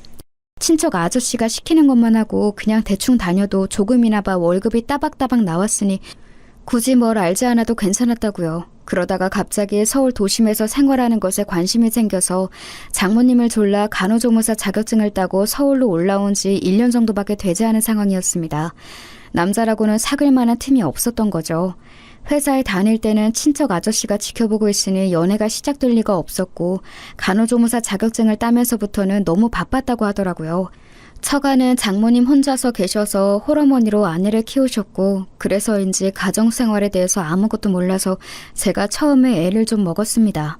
아니 가정생활만 모르면 괜찮은데 어느 정도 사회적인 상식도 사실 아는 게 별로 없더군요. 그래도 저는 생활 환경이 달라서 그런 거고 너무 어리고 순진한 사람이니 제가 잘해줘야 한다고 생각했습니다. 그래서 결혼 전에도 일부러 시간을 내서 처가에 내려가서 장모님을 뵙고 오고는 했었죠. 장모님은 나이 이르게 아내를 낳아서 저하고 나이 차이가 얼마 되지 않았어요. 20에 아내를 낳으셨다고 하더라고요. 그래서 저희 결혼할 당시에 47세셨고 저하고는 7살 차이밖에 나지 않았죠. 사실 그래서인지 장모님이 처음부터 저를 별로 안 좋아하셨어요. 딸하고는 13살, 장모하고는 7살 차이인 사위라니 사실 그리 반기지 않으실 법했죠. 저라도 만약 제 딸이 그런 사위를 데리고 온다면 좀 화를 낼 것 같기는 하더라고요. 하지만 그래도 저와 아내가 정말로 사랑하고 있으니 잘 좀 봐달라는 뜻으로 선물 공세도 하고 현금도 용돈이라는 명목으로 상당히 많이 드렸습니다. 제가 용돈과 선물 공세를 꾸준히 한 몇 달 정도 하니까 그제야 장모님 마음이 조금 풀리는 것 같더라고요. 여전히 저를 동네 친구들한테 자랑하기는 좀 꺼려하시는 모양이었지만요. 그래서 저는 처가에서 장모님의 환영은 받지 못하는 어정쩡한 상태로 아내와 신혼생활을 시작했습니다. 처가 식구는 장모님 딱 한 분이었는데 그 동네에 그래도 장모님의 친척분들이 같이 살고 계시는 동네라서 그렇게 외롭지는 않다고 하시더군요. 일종의 시종마을로 시작한 동네였는지 꽤나 많은 친척들이 계셨고 친척이 아니더라도 동네 사람들끼리 정말 숟가락 숫자까지 아는 좋게 말하면 정이 깊은 동네였습니다. 저는 그런 마을에 익숙하지 않아서 처음에 고생을 꽤나 했었죠. 장모님이 아직 50도 안 되셨으니 상당히 젊은 편이셨는데도 그런 예스러운 마인드가 상당히 깊은 분이셨어요. 친척들이 소중하고 어른 공경해야 하고 아랫사람들이 일을 열심히 해야 하고 예의 발라야 하고 뭐 이런 느낌으로요. 평생 그 동네에서 태어나 자라서 여태 살아오셨으니 어찌 보면 당연한 것일 수도 있었습니다. 장인어른은 아주 젊은 때 돌아가셨는데 이야기를 들어보니 어쩌다 이 마을에 들렀다가 인연이 되어 눌러앉아 부부가 되었다고 하시더군요. 그 동네에는 아내의 외삼촌이며 외사촌들이 마구 섞여서 살고 있어서 그 동네에 인사 다니는 것만 해도 하루 종일이 걸렸습니다. 어린 시절 같이 놀던 친구들도 여전히 거기 사는 사람들도 있었고 반면 서울로 올라와서 일을 하고 있는 이들도 있었죠. 처음에 제가 내려갔을 때 나이 차이 많이 나는 신랑감을 데려왔다고 소문이 나서 저한테 적개심을 보이는 사람들도 꽤 있었습니다. 결국은 제가 마음을 열고 관대하게 선물을 베풀고 먹을 것도 많이 나눠주면서 마음을 얻어야 했는데요. 처음 저희가 같이 처가로 내려갔을 때 그 동네 외사촌들과 친구들이 전부 몰려왔습니다. 그때 다들 좀 적대적인 편이었죠. 친구 한 명은 노골적으로 아저씨라고 부르면서 저를 비꼬기도 했어요. 그런데 사실 겉만으로 봐도 제가 아저씨이긴 해서 그다지 화도 안 났습니다. 그 친구는 남자였는데 제가 다 듣는 곳에서 아내한테 그러더군요. 야, 너는 냄새에 되게 둔감한 거 봐? 무슨 소리야? 아니, 나이 차이 많이 나면 냄새 안 나? 난 우리 삼촌도 냄새 나던데 신기하네. 그 친구는 제 쪽을 흘끔거리며 보면서 그렇게 비웃고하대더군요. 아내는 무슨 그런 소리를 하냐면서 한숨을 쉬었지만 친구는 어깨만 으쓱하고 저를 비아냥대는 눈빛으로 쏘아 보였습니다. 그리고 나이 차이 많이 나면 남편이 바람도 잘 핀다더라. 괜찮은 거야? 난 바람 피는 사람이 제일 싫더라. 신이 없고 더러운 게 싫어. 그럴 일 없어. 아내가 단칼에 잘랐지만 저도 처음에는 좀 울컥하고 화가 났었죠. 사람이니 당연한 일 아니겠습니까? 하지만 며칠 처가에 머물면서 그리고 그 후에도 반복적으로 처가에 내려가 잘 지내보려고 노력하면서 이들은 그냥 제가 마음에 안 들었던 것일 뿐 나쁜 사람들은 아니라는 확신이 들더군요. 그래서 제가 같이 낚시도 가고 도시에서 이런저런 선물도 사다 주고 하다 보니 마을 내 친척과 친구들이 거의 대다수가 마음이 풀린 듯한 눈치였습니다. 다만 아내한테 냄새에 운운했던 그 친구는 제법 오래 저한테 앙심을 품고 있는 것 같았어요. 저한테야 그 친구도 정말 띠동갑도 넘는 아주 어린 친구였으니 저는 인내심을 가지고 천천히 기다리면 될 거라고 여겼습니다. 그러던 중 결혼한 지 아마 1년 정도 지났을 때일 겁니다. 아내가 어렵사리 저한테 말을 꺼내더군요. 여보, 혹시 당신 공장에 자리 있어요? 응? 왜? 아니, 내 친구가 지금 사정이 좀 안 좋은데 일자리가 안 구해진다고 해서 혹시 한 자리 정도면 남지 않을까 싶어서요. 마침 저희 공장에서 채용 기간이기는 했습니다. 생산하는 직무는 몸이 꽤 힘들어서 사람들이 많이 나가고 들어오거든요. 저야 뭐 손해볼 일이 아니라서 그 친구를 오라고 했습니다. 어떤 친구인지는 몰랐지만요. 그런데 와보니 바로 그 냄새에 운운하던 친구였던 거예요. 저는 좀 놀랐지만 그래도 이 어린 친구가 어렵다고 하니 한번 기회를 줘보자 싶었습니다. 그 친구도 좀 난처한지 저한테 눈을 못 맞추고 있더라고요. 난감해하고는 있지만 역시 자기 사정이 어려운지라 꼭 일자리를 잡고 싶어하는 게 보이기도 했죠. 그래서 저는 그 친구를 채용해 주었습니다. 단 생산직은 아니고 사무실 관리직이었죠. 사실 생산지 쪽은 상당히 업무 환경이 좋은 편은 아니라서 일을 안 해본 사람이 단번에 적응하기는 힘들 거였어요. 물론 신규로 들어온 사람들은 다들 동일한 상황에서 적응하지만 와이프의 고향 친구니만큼 그렇게 두고 싶지는 않았죠. 그리고 괜히 안 좋은 일자리에 채용했다가 나중에 원망을 듣는 것보다는 그래도 편하고 중요하지 않은 자리에 채용해주는 것이 낫지 않을까 싶었고요. 그러면서 물론 아내의 처가 고향에서 제 평판이 좀 올라가길 기대한 것도 있었습니다. 아내의 친구는 너무 감사하다면서 저한테 눈물을 흘리면서 고마워했습니다. 저는 좀 머쓱하기는 했지만 사실 어려울 때 일자리 잡는 게 얼마나 절박한 일인지를 잘 알아서 또 도움이 되었다니 기쁘기도 했었죠. 처음에 그렇게 저한테 적대적이던 그 아내 친구는 사무실로 들어와서는 이제 저한테 언제나 감사의 눈길을 보내는 직원이 되었습니다. 일을 시켜보니 생각보다 아내 친구가 무척 빠릿하고 일을 잘하더군요. 여태까지 시골에서 농사 관련 일만 했다는 게 믿어지지 않을 정도로 숫자 감각도 있고 정리도 잘했습니다. 그래서 좀 두고 보다가 거래처 관리를 맡겼는데 그것도 곧잘 해냈습니다. 한 반년 정도 일을 시켜봤더니 이건 그 친구가 일자리 줬다고 고마울 게 아니라 이렇게 일 잘하는 사람이 우리 사무실에 와줘서 제가 고마울 판이더군요. 그래서 인센티브도 주고 잘한다고 칭찬도 해줬더니 더 열심히 일하면서 그렇게 좋은 관계가 되었습니다. 아내는 그런 이야기를 들으면서 저한테 무척 고마워했죠. 아내는 처가나 고향과 관련해서 여러 가지로 저한테 미안하다고 여러 번 사과를 했습니다. 사실 제가 노력해서 장모님이나 고향 사람들의 태도가 많이 부드러워지기는 했어도 여전히 평균보다는 좀 더 까칠했어요. 장모님은 제가 내려갈 때마다 그리 좋지 않은 얼굴로 나와서 저를 맞이하셨죠. 걸핏하면 왜 내려왔냐? 난 그냥 죽게 내버려둬라. 어린 마누라 두고 다른 년한테 눈길 돌아가면 가만 안 둔다.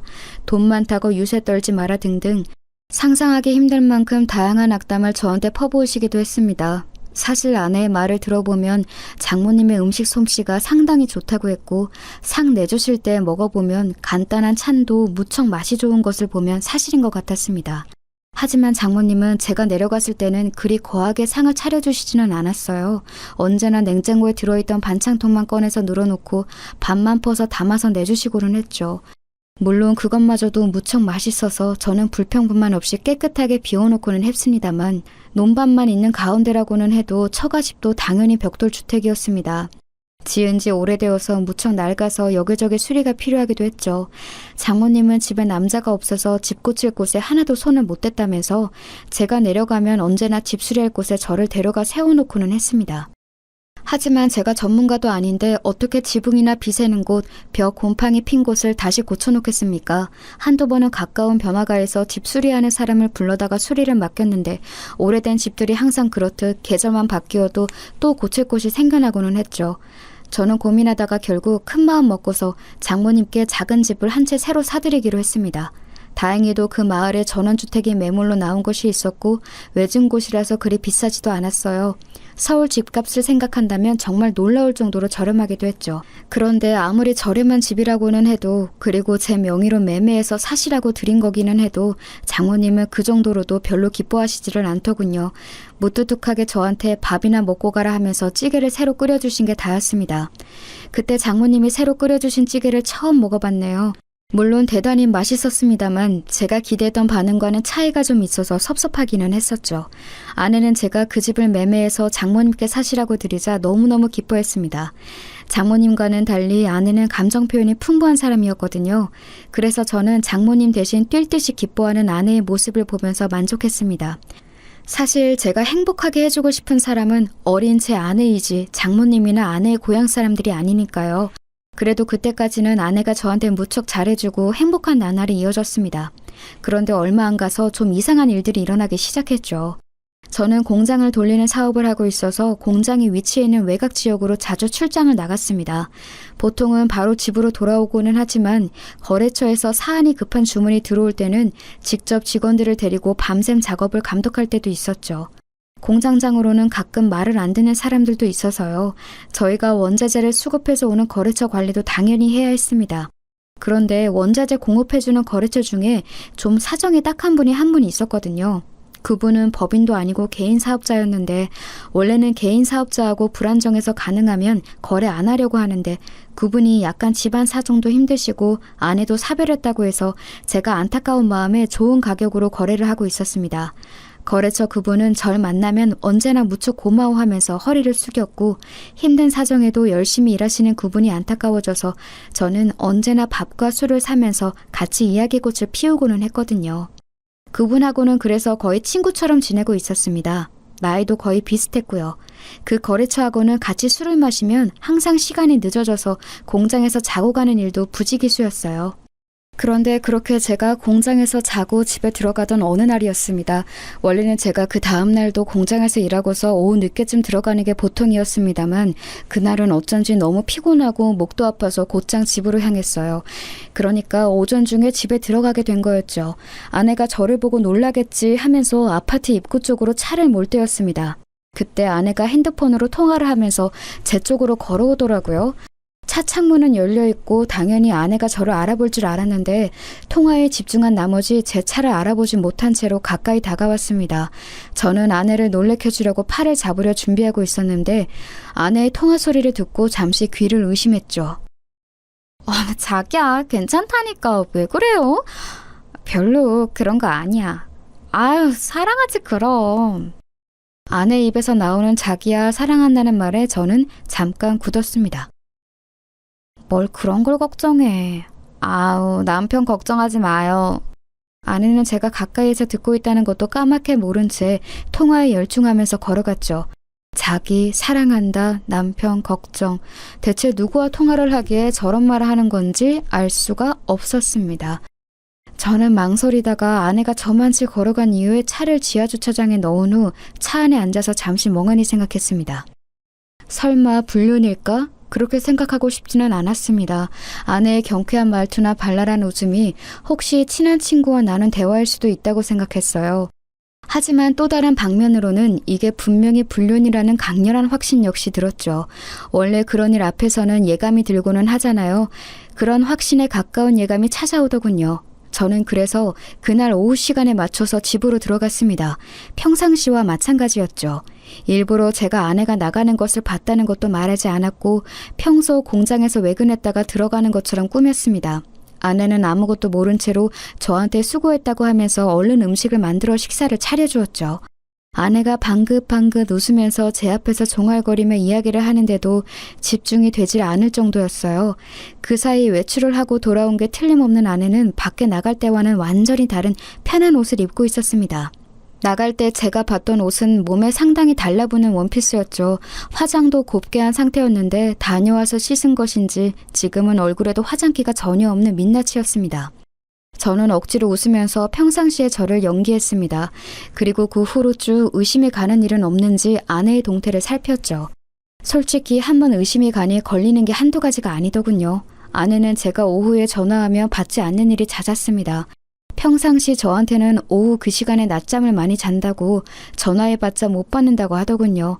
제가 아내의 그 통화 내용을 듣기 전에는 당연히 믿었었죠. 실제로도 아내는 아침에도 일찍 일어나는 것을 힘들어할 정도로 잠도 많고 몸도 약한 사람이었으니까요. 저와 주말에 있을 때에도 오후 시간에는 잠을 자는 경우가 많았고 그럴 때 깨우며 몹시 힘들어했어요. 당연히 평일 오후에도 잠을 자거나 샤워하는 거라고 여겼었죠. 하지만 그 통화를 듣고 난 이후에는 분명히 이 여자가 다른 짓을 하고 있다고 의심이 가기 시작하는 겁니다. 그것만이 아니었습니다. 아내는 간혹 상당히 가격이 나가는 옷이나 보석, 가방을 사달라고 조르는 경우가 있었습니다. 그런 옷이나 반지, 팔찌 같은 것을 사주고 나면 제 앞에서 한 번 입어 보이면서 재롱을 떨고는 했죠. 어린 아내가 그렇게 제 앞에서 웃어주는 것이 그저 기뻐서 저는 바보처럼 입만 해 벌리고 있고는 했고요. 그런데 아내는 한 번 사주고 나면 그 이후로는 옷을 저와 나갈 때 입는 경우가 별로 없었습니다. 저하고 외출할 때는 그냥 소박한 옷차림으로 솔직히 말하면 그다지 신경 쓰지 않는 듯한 외모로 나갈 때도 많았죠. 제가 오늘 그 예쁜 옷은 왜 안 입었냐고 은근슬쩍 말하면 아내는 별걸 다 신경 쓴다는 듯한 말투로 오늘은 자기가 피곤해서 신경 쓰고 싶지 않다고도 말하고는 했습니다. 그런데 그 옷이나 보석류를 저 없을 때 혼자 외출할 때는 잘도 걸치고 나가는 것 같더군요. 아내는 교회를 다녔는데 동네에서 교회 아주머니를 뵈면 그 아주머니가 그렇게 칭찬을 했어요. 아내가 너무 미인이고 너무 멋쟁이라면서요. 그래서 제가 슬쩍 물어보면 제가 사줬던 그 비싼 옷이나 가방, 보석류를 전부 혼자 나갈 때 착용하고 나갔다는 겁니다.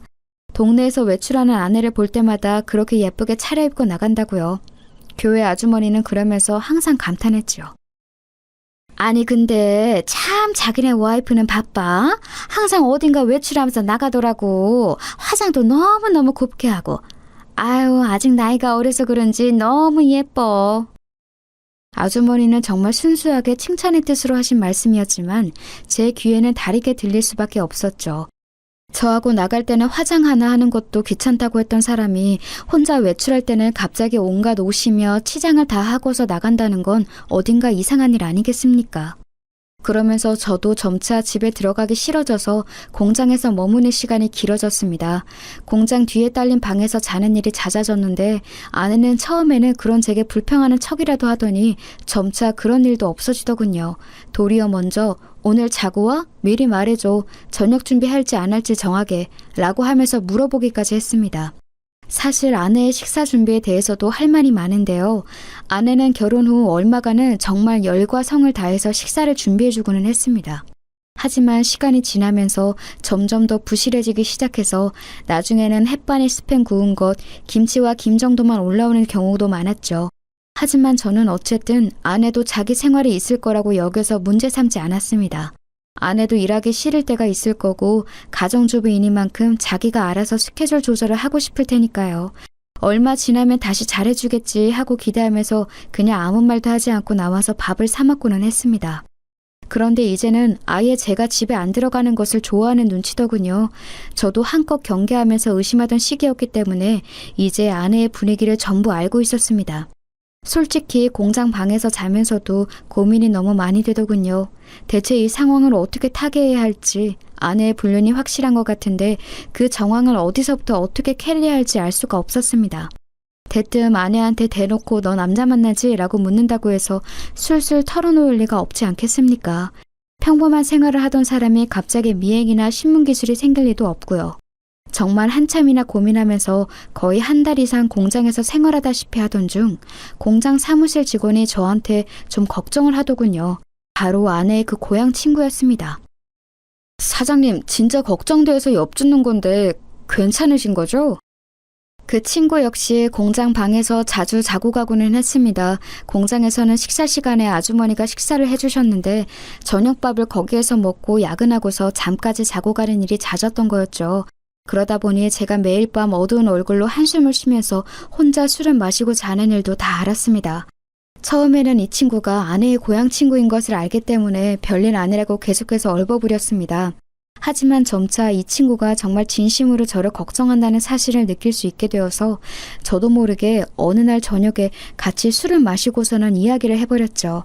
아내가 아무래도 바람을 피우는 것 같다, 좀 이상하다, 이제 예전으로는 돌아가지 못할 것 같다는 이야기를 전부 다요. 그리고 누구인지도 전혀 모르겠고 대체 어떻게 상황을 풀어가야 할지도 모르겠다고까지 다 이야기를 했습니다. 그러자 그 친구는 뭔가 골똘히 생각에 잠기는 것 같았습니다. 사장님, 이게 제가 너무 주제넘게 참견하는 거라고 여기실지도 모르겠는데요. 죄송하지만 제가 목격한 게 있어서 말씀드려야 할 것 같습니다. 직원은 조금 망설였지만 저는 뭔가 도움이 될 것 같으면 뭐라도 이야기해달라고 부탁했습니다. 그 직원 역시도 술에 좀 취해 있어서 제가 말하자 고개를 끄덕이고서는 술술 이야기를 털어놓았죠. 다른 게 아니라 저희 그 개인 사업자 사장님 있으시지 않습니까? 저희 자재 공급해 주시는 분요. 그 사람, 그 친구 재미있고 좋은 사람이지. 네, 사장님하고도 친하시지 않습니까? 그런데 얼마 전에 제가 그분 차에서 사모님이 앉아있는 걸 봐서요. 뭐? 저는 너무 놀라서 눈을 크게 떴습니다. 그 직원은 아내의 고향 친구이기도 하기 때문에 아내를 잘못 볼 리가 없었죠. 직원은 뭔가 잘못 말이나 싶은 얼굴이었지만 어쨌든 꺼낸 이야기 때문인지 끝까지 전부 이야기를 했습니다. 사실 저희 공장이 조금 외진 곳에 있지 않습니까? 그 거래처 사장님이 차 타고 오실 때는 분명히 혼자였거든요. 저는 그분이 격리과장님하고 이야기하시는 거 보고서 점심시간 되었길래 저쪽 카페, 차로 한 10분 거리의 카페에 갔었어요. 그런데 2층에 올라가서 잠깐 앉아 있었는데 이야기가 다 끝났는지 그 사장님이 카페에 차를 대고서 커피를 테이크아웃 해가시더군요. 그리고 그 차 창문이 열려있는 사이로 사모님이 보였고요. 직원은 제 아내이기 때문에 사모님이라고 점잖게 불러주고 있었지만 사실 그의 고향 친구이기도 했죠. 그런데도 이렇게 제게 말해주는 것이 믿어지지 않을 정도였습니다. 하지만 그 직원은 나름대로 마음고생이 있었던 모양이었어요. 사실은 그동안 사모님이 뭔가 그 거래처 사장님하고 만나는 것 같은 느낌이 들었는데 사장님께 말씀을 드려도 되는 건가 고민이 되어서요. 혹시라도 제 착각이면 정말 큰일이니까요. 그랬군. 아니야, 하지만 맞는 것 같아, 분명히.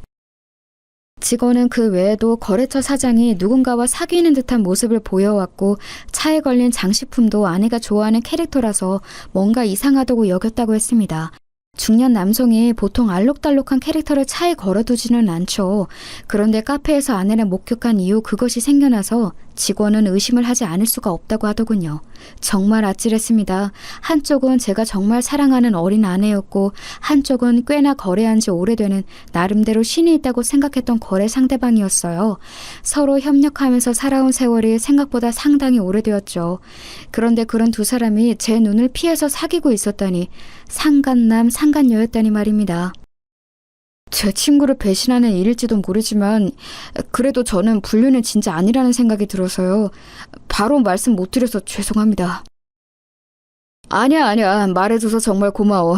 말하기 힘들었겠지. 술의 힘을 빌려서라도 제게 사실을 말해준 그 직원이 정말 고마웠습니다.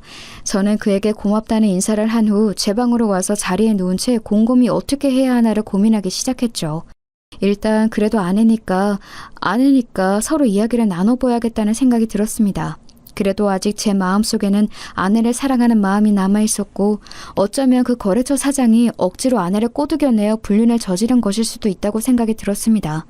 어쨌든 아내는 너무 어린 사람이었으니까요. 경험도 없고 성숙하지도 못한 여자니까 제가 어느 정도는 감안해야 한다는 생각이 들었습니다.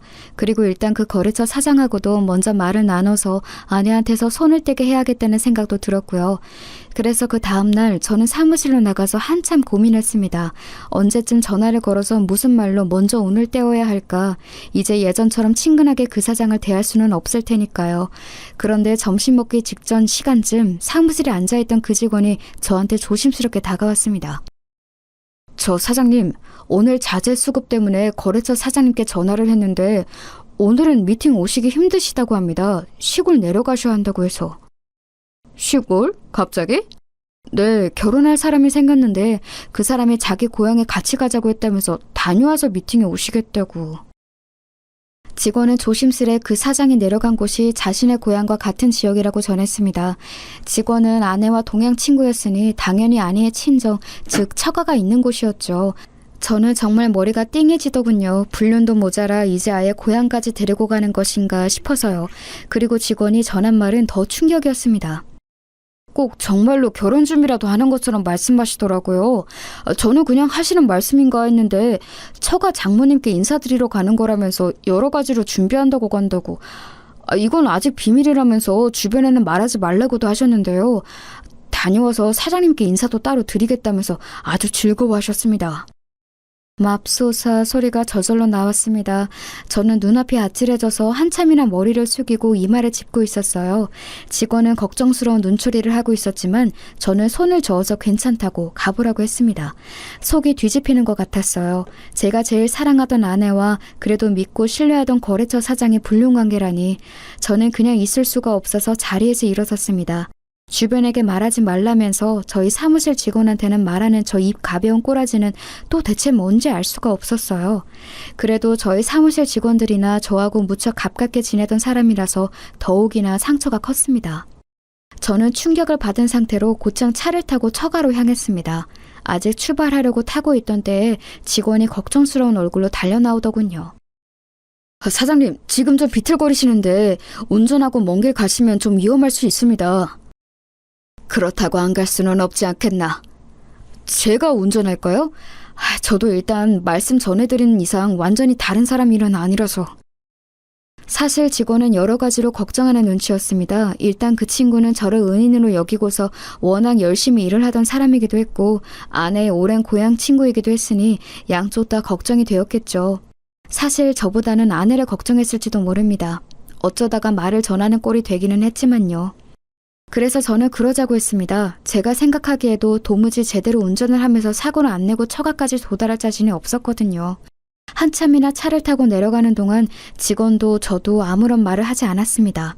저는 머릿속으로 한참이나 소용돌이를 가라앉히려고 애쓰다가 어느 정도 시간이 지나니 차분해졌습니다. 이제 분류는 너무 확실해져 버린 상황이었으니 남은 건 어떻게 두 상간남 상간녀를 처리하느냐, 그리고 이혼을 해서 어떻게 그 여자를 내다 버리느냐만 남은 거였죠. 세상에 나이 40에 뒤늦게 결혼한 것이 이런 결과를 가져올 줄 누가 알았겠습니까?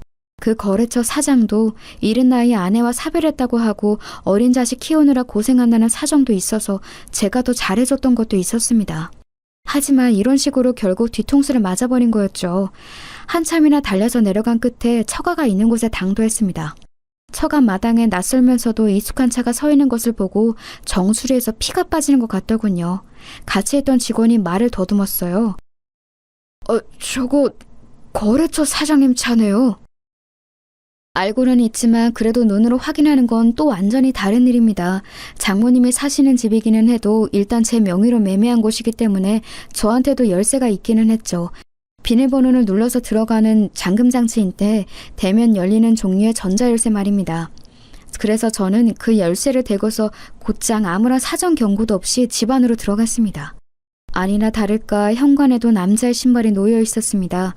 안쪽에서는 고소하고 향긋한 냄새와 더불어서 하하호호 웃으며 이야기를 나누는 목소리가 들려왔습니다. 저는 현관 중문 바깥에 서서 멍하니 그 소리를 듣고 있었죠.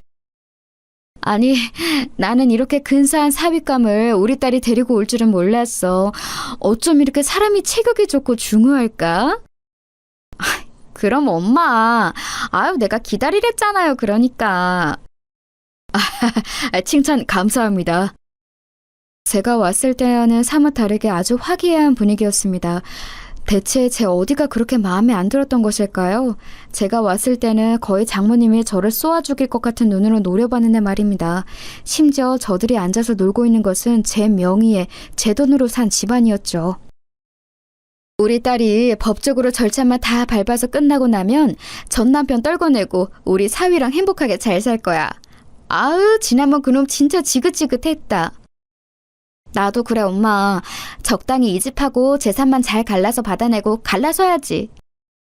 모녀는 그런 식으로 입방정을 떨면서 저를 씹어대더군요.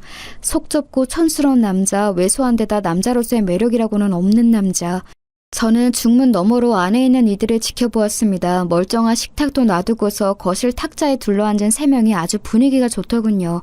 장모님은 거래처 사장이 자기 접시에 음식을 다 먹은 것 같자 얼른 일어나서 가운데 있는 냄비에서 듬뿍 또 한 그릇을 퍼내서 건넸습니다. 배부르다면서 손사래를 치던 거래처 사장은 또 낼름 받아서 그걸 먹더군요. 내가 씨암탉 잡은 걸세. 이게 얼마나 귀한 손님한테만 대접하는 건지 알긴 하나? 우리 딸한테 잘해줘야 해. 우리 딸이 자네가 얼마나 매력적인지 나한테 어찌나 수다를 떨었는지 아주 내가 귀에 딱지가 다 앉았어. 장모는 유쾌하게 말하면서 거래처 사장의 등을 두드렸습니다. 사장도 아주 기쁘다는 듯이 웃으면서 허허 대답했고요. 아내는 아주 거래처 사장한테 혼이라도 빼줄 듯한 기세로 턱을 괴고 앉아서 사장을 지켜보고 있었습니다. 여태까지 저는 장모님한테 제대로 된 밥 한 그릇을 얻어먹은 적이 없었죠. 다 식어 빠진 밥에 냉장고에서 꺼내 먹다만 반찬들, 아내조차도 신혼 초에만 저한테 식사를 제대로 챙겨주었고 최근으로 오면서부터는 아예 식사를 챙기지도 않았습니다. 그런 나날들이 겹쳐 떠오르면서 속이 울컥거리더군요. 곁에 직원이 걱정되는지 움찔거렸지만 그와 상관없이 저는 중문을 벌컥 열고 들어갔습니다. 서로 아주 화기애애하게 수다를 떨며 식사를 하던 세 사람이 갑자기 열린 문 때문에 깜짝 놀라서 저를 쳐다봤죠. 아내가 너무 놀랐는지 입을 떡 벌리고서 저를 불렀습니다. 여보? 당신 어떻게 여기에? 아니, 자네 왜 여기에 있나? 여기 어떻게... 아니, 이게 아내와 장모 모두 당황해서 무어라 설명도 하지 못한 채로 말을 더듬어댔습니다. 거래처 사장은 처음에 아예 무슨 일인지 파악조차 못하는 것 같더군요. 사장님? 사장님이 여기 왜 오신 건지... 아니, 여기 무슨 거래하실 거 있으셨나요? 거래처 사장은 정말로 아무것도 모르는 얼굴로 순진하게 저한테 물어봤습니다. 저는 가만히 그를 노려봤지요. 솔직히 그 거래처 사장은 불륜남, 아내를 꿰어낸 나쁜 상간남이라고 생각하고 있었는데 지금 보니까 아예 제가 아내의 남편이라는 걸 모르는 것 같았습니다.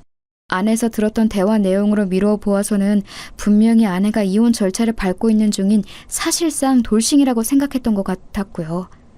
이게 말이 되나 싶었는데 생각해보니 거래처 사장은 사실 제 아내를 만날 일이 없었습니다. 저는 아내가 공장에 와서 쓸데없이 기름때 냄새 맡게 하지 않도록 철저하게 공장에 오지 않도록 했고 거래처 사장은 그저 제가 처가 있다는 사실만 알고 있었고요. 평상시 따로 만나서 식사나 술을 같이 하기는 했지만 딱 거기까지인 관계였으니 제 아내가 누구인지 알 턱이 없었습니다. 거래처 사장은 잔뜩 긴장한 아내와 장모를 보면서 잠시 어리둥절한 표정이 되더군요. 사장은 잠시 아내와 저를 번갈아 보더니 여전히 사태 파악이 안 되는 모양이었어요. 그 사이 아내는 저한테 달려와서 얼른 제 손을 잡았습니다. 여보, 어떻게 지금 왔어요? 제가 지금 저분이 저 남자분한테 빚진 게 있어서 잠시 대접하는 중이었어요. 그래. 내가 그래서 좀 나한테 도움을 준 분이라서 내가 대접하고 있는 중이었네. 사위한테도 안 주는 씨암탉 잡았어요. 그쵸? 잔뜩 음식 차려놓고 대접하고 계시네요. 거래처 사장도 일어나서 저한테 다가왔는데 의아한 표정이었습니다. 당연하겠죠. 사장님도 제가 사람 잘못 봤네요. 현재 결혼 상태인 제 아내하고 따로 만나고 계시다니. 심지어 처가에 와서 씨암탉 대접까지 받고 계시다니 놀라운데요? 예? 네? 이게 무슨... 사장은 눈치를 보면서 저와 아내를 번갈아 봤습니다. 아무리 이혼 절차 중이라고 알고 있었다고 해도 엄연히 법적으로 결혼 상태인 여자와 불륜을 저지른 거였죠. 거래처 사장의 잘못도 컸습니다. 아내가 벌벌 떨면서 저희 옷자락을 잡은 걸 보더니 그제야 거래처 사장은 무슨 상황인지 알겠는 모양이더군요. 사장은 당황한 얼굴이 되어서 떨기 시작했습니다. 그러면서 제 앞에 허리를 숙이고서 얼굴색이 창백하게 변했습니다. 죄송합니다, 사장님. 사장님 아내인 줄 정말 몰랐습니다. 제가 정말로 몰랐습니다. 제가 그 말은 믿을 것 같은가 보죠? 정말입니다, 사장님. 정말입니다. 거래처 사장은 덜덜 떨면서 저한테 정말 몰랐다고 애원에 애원을 거듭했습니다.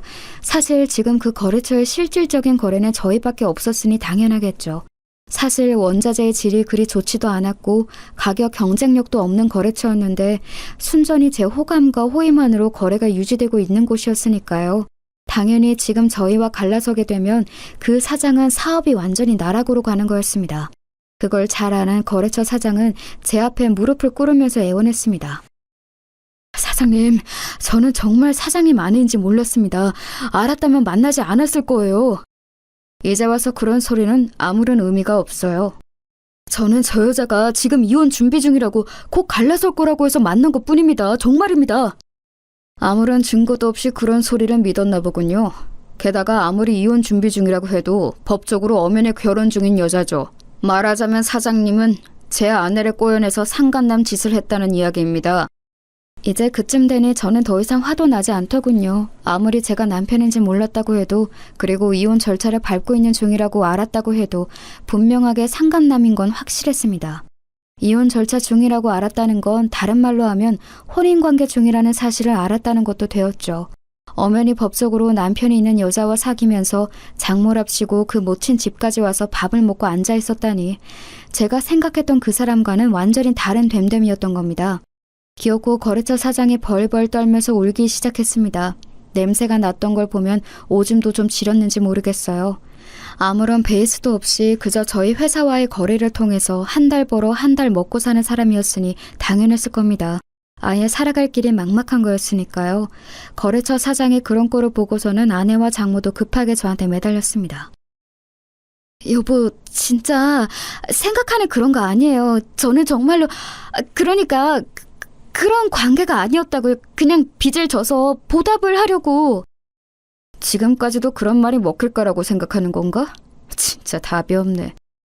어처구니가 없더군요. 장모도 뭔가 횡설수설하면서 저한테 매달리려고 했지만 저는 그 이유를 알았습니다. 바로 지금 사는 이 집마저도 제가 사줘서 살게 해준 것이었기에 쫓겨나서 당장 길에 나앉게 될까봐 두려운 거였겠죠. 아내와 장모가 벌벌 떨면서 저한테 매달리는 것을 뿌리치고서 저는 곧장 차를 타고 올라와 버렸습니다. 함께 갔던 직원은 말없이 차를 운전해 주었고요. 섣불리 저를 위로하려 하지 않아서 그것도 고맙더군요. 결국은 이혼할 수밖에 없었습니다. 아내가 제 바지가랑이를 붙들면서 더럽게 안놔주려고 굴기에 지금 협의 이혼에 동의하지 않으면 결국 불륜으로 소송전을 불사하게 될 거라고 이야기를 해주었죠. 유책이 그쪽이기 때문에 민사소송으로 손해배상도 진행할 거라고요. 아내는 제가 어떻게든 그렇게 할 거라는 사실을 눈치채고서 결국 협의 이혼에 동의할 수밖에 없었습니다. 그러면서 장모님이 살고 있는 집만은 어떻게 안 되겠냐고 애원했지만 제가 그걸 봐줄 이유도 없었죠. 당장 나가라고 하고서 집이 비워지자마자 다른 사람한테 팔아버렸어요. 순순히 나가면 제가 나중에 사정을 봐줘서 다시 들어오라고 해줄 거라고 생각했던지 제가 팔아버린 걸 알자마자 저한테 전화해서 난리를 치더군요. 물론 제가 그 꼴을 그냥 두고 볼 이유도 없었습니다. 다시 한번 이런 전화를 하면 경찰에 신고할 거라고 알려준 뒤에 전화를 차단해버렸죠. 당연히 거래처 사장도 거래를 끊어버렸고요. 그 사장에게 손해배상을 걸어버릴까 했지만 귀찮아서 안 했습니다. 어차피 긁어낼 수 있는 위자료도 얼마 없을 만큼 가난한 인간이었던지라 아마 저희와의 거래가 끊겨서 그대로 나앉았을 거예요. 대신 아내의 고향 친구였던 직원은 승진해서 직급을 높여주었습니다. 그 친구만큼은 이번 사태에서 제 편에 서주었던 사람이었으니까요. 나름의 고마움의 표현이었습니다. 이렇게 갈라서고 나서 저는 여태까지 혼자 지내고 있습니다.